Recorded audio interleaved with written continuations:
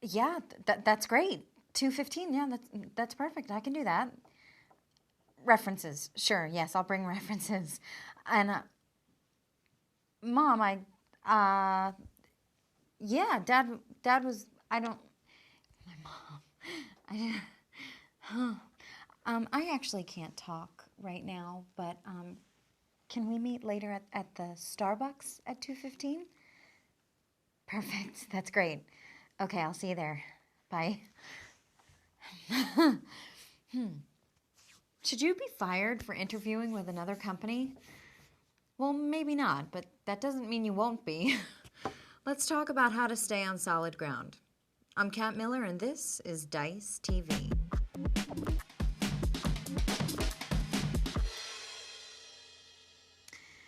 Like it or not, you can risk the axe if you're caught interviewing for another job. Some managers may start recruiting for your successor just because they heard you on the phone with a recruiter or spotted your resume online. Considering the job market these days, it hardly seems fair to be let go simply for interviewing, but if you think a layoff's coming or your pay's been cut, you may have to take the risk. If you do, follow these tips to help keep your search a secret. First, don't change your attitude. People often disengage once they decide to look for another job, but leaving early or coming in late or showing less interest during meetings are all tip-offs that you've all but quit. Maintain your momentum and your regular behaviors because it could be several months before you land a new gig. And this one may seem obvious, but you'd be surprised how many people don't think of it. Conduct your search outside the office.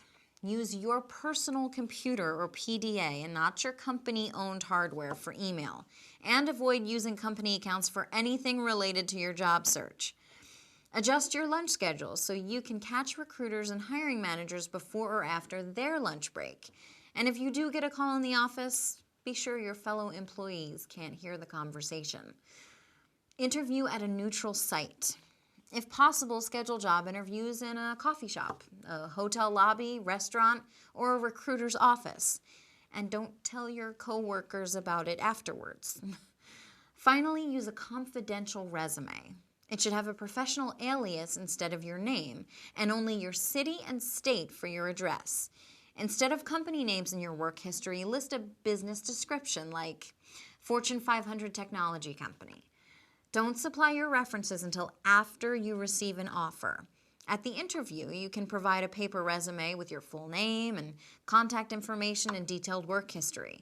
And this way you maintain as much control as possible. It's all common sense, really, so just take a deep breath, think things through, and you'll be just fine. I'm Kat Miller, this has been Dice TV, and we now return you to your regular desktop.